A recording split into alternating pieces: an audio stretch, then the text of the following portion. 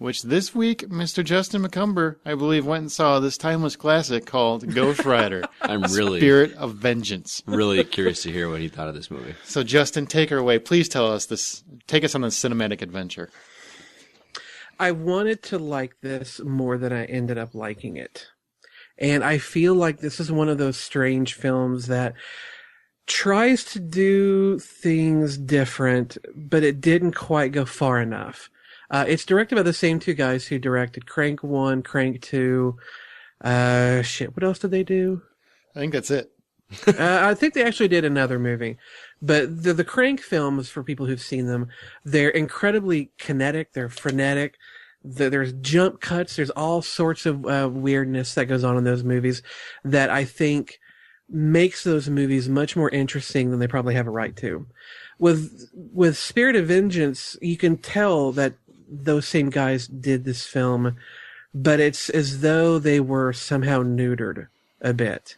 They didn't go nearly as far as they have in the past.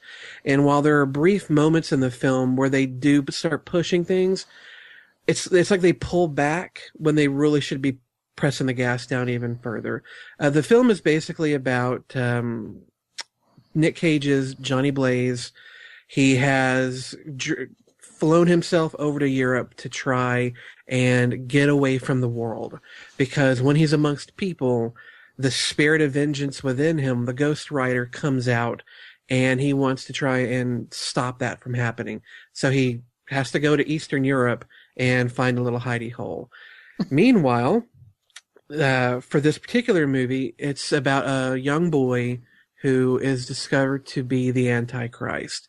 And the good guys are hoping to sequester this boy away, while the bad guys, led by the devil, are hoping to get him so that the devil can put himself in the body of this boy and continue a reign of terror across the world, blah, blah, blah. Of course, there are twists and turns to go in it. I was really kind of shocked in the very beginning to see, for all you Buffy fans out there, Anthony Stewart Head, who played the Watcher, Rupert Giles, has a brief part in the opening of the film. And then Christopher Lambert, from you Highlander fans, shows up towards the middle or so, the final third. It has occasionally really cool imagery. And I think the thing that I love most about the film is that it treated the Ghost Rider as almost a force of nature. There are a few moments where he talks, but it's really never more than a couple of words. And it's not in like he's having a conversation with someone. It's almost like that in Predator, when the Predator would say something that someone else said, kind of that thing, but he's more a force of nature. He's all about destroying the evil people that are around him. And when he is letting loose, or when he's on his motorcycle, it's really fun to watch. What they did right with the CGI in this film is that this Ghost Rider is not, the bone is not white, it's not pretty, it's constantly flaming. His outfit is bubbling and blackened. The smoke that comes off of him and his motorcycle looks like that really oily kind of smoke that has tendrils to it and almost a life of its own. It looks gorgeous. And then there are a few moments where he actually gets on other vehicles, and they, of course, flame up as well to really spectacular effect. So I really enjoyed those moments. And when the directors let loose and take this into unusual places, it's a lot of fun to watch. Unfortunately, they don't do it often enough. They play it a little too safe. And Nick Cage is really just chewing the scenery like a goat in a junkyard. He is just constantly nomming on every bit of the movie, and it quite often to its detriment.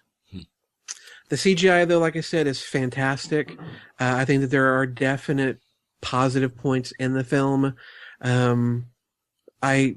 I would like to see what they do with this, because one of the things they do is they tell you more about what the Ghost Rider is, what that spirit of vengeance is all about. How did it start? How did it come to be?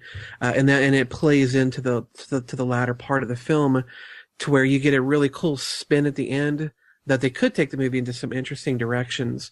And if I could riff just as a storyteller, what I would like to see them do is to take this in a direction, and I've never read Ghost Rider, so I have no idea what they have done previously in the comic books.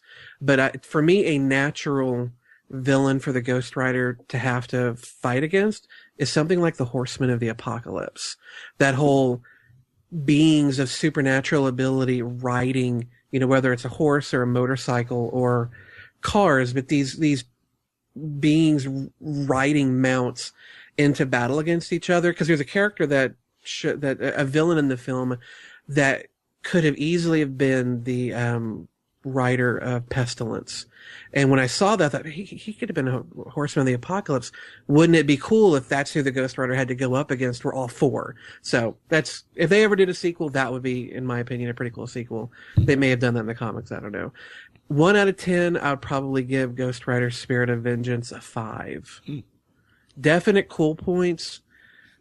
And I saw it in 2D. I didn't see it in 3D. I can't speak to the 3D quality. When it comes out on video, I recommend you rent it, give it a watch, and see what you think. Because there are definitely some really cool things going on. They're just more often than not mired in things being pulled back and kind of made too normal. Ghost Rider could have really benefited from a lot more just weird-ass, badass stuff. Okay. So I thought it was a pretty bad sign that I heard. I think the weekend that it came out that they weren't releasing it to critics. Well, that's always kind of a yeah.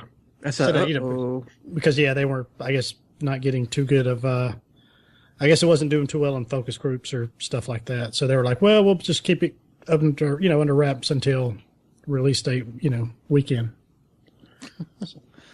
It didn't seem to do. I mean, it did okay, but we'll get there in a little bit. So you gave it. What did you give it out of 10 again? Give it 5 out of 10. 5 out of 10. Wow. Coolness to be had, and I think it's definitely worth renting. But I don't think you need to go to the theater to see it.